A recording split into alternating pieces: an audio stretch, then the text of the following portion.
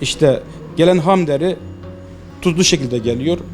Onu tekrar geri pervanede ıslatma, yumuşatma, yıkama işleminden geçirdikten sonra hayvanın üzerindeki o yeni yüzülmüş, taze yüzülmüş şekle getiriyorsun. Sonra orada tüylerini kimyasallar kullanarak eritiyorsun.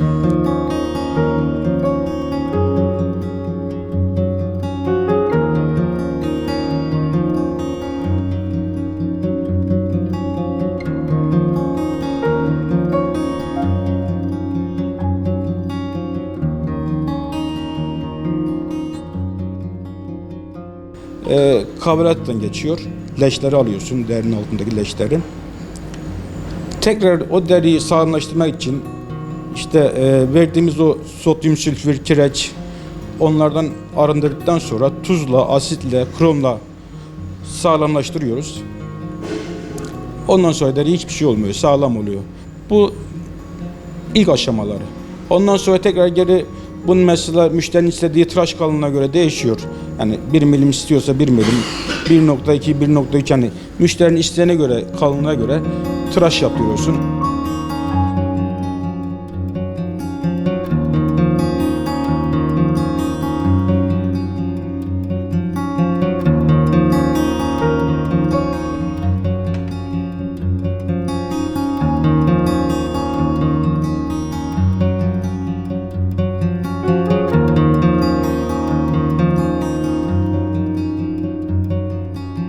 Tıraş olur.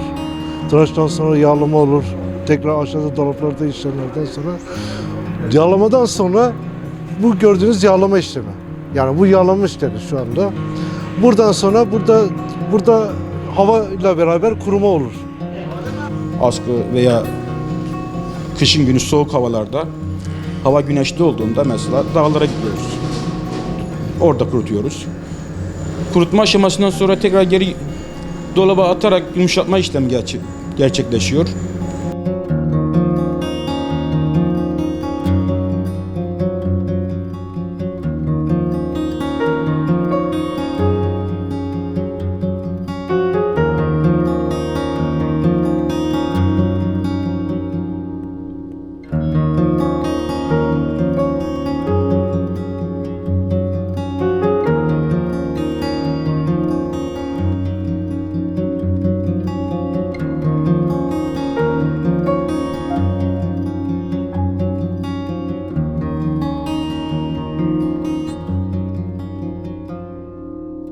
Ondan sonra burada aşağıdaki gergi olayımız vardır ki burada tav dolabından çıkan deri artık mamul olma durumuna gelmiştir. Gergi olayı olur.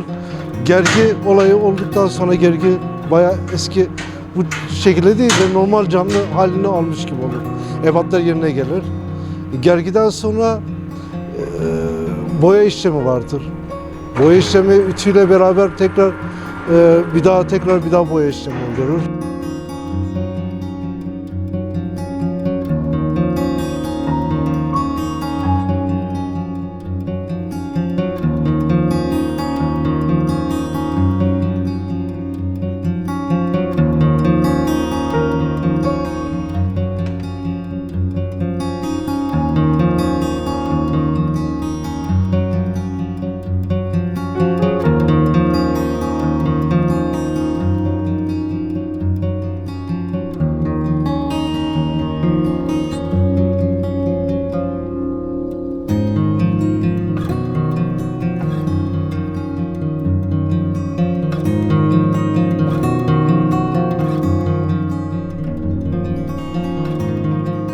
Sonra kenar kesiliyor. Kenardan sonra finisaj boya makinesi dediğimiz makinede müşterinin isteğine göre yani işte hangi renk istiyorsa ona göre boyayıp pres bastırıp cilasını atıp paketleme işlemine geçiyor. Paketlemeden sonra da müşteriye gidiyor.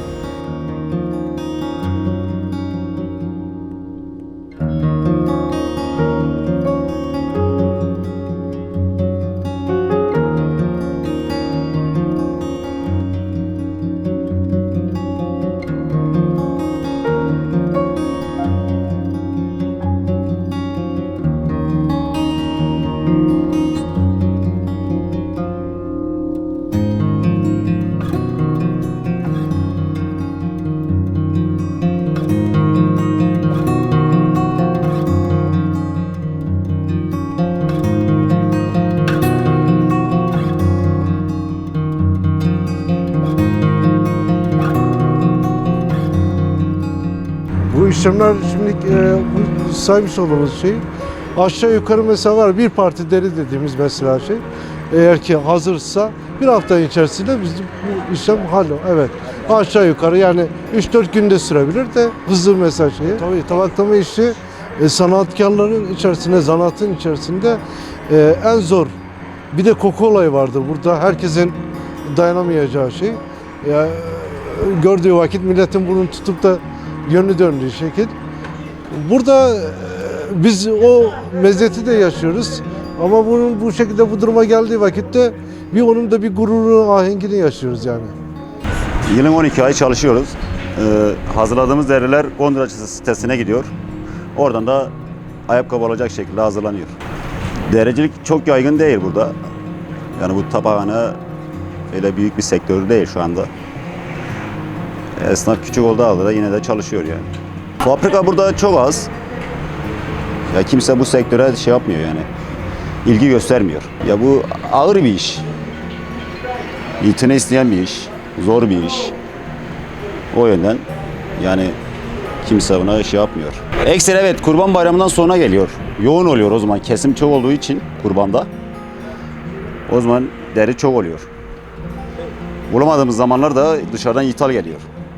Ya deri kısıtlı olduğu zaman Türkiye'de dışarıdan ithal deriler geliyor. Ya yurt dışına Azerbaycan'dan falan, Irak'tan, İran'dan. Oradan geliyor. Bizde yarı işlenmiş geliyor. Biz de burada devamını yaptırıyoruz işlemleri. Hayır, kurutulmuş olarak gelir. Gelirse de zaten tuzlu kurutulmuş olarak. Ondan sonra burada işlemi devam ediyor.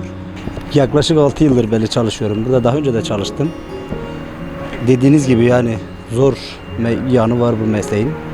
Misal bu deriler aşağıda ayrı bir işlemden geçiyor. Her dolapta ham geliyor. Ayrı bir işlem. Zırnıklıyorlar, kılını yoluyorlar. Ayrı bir işlem.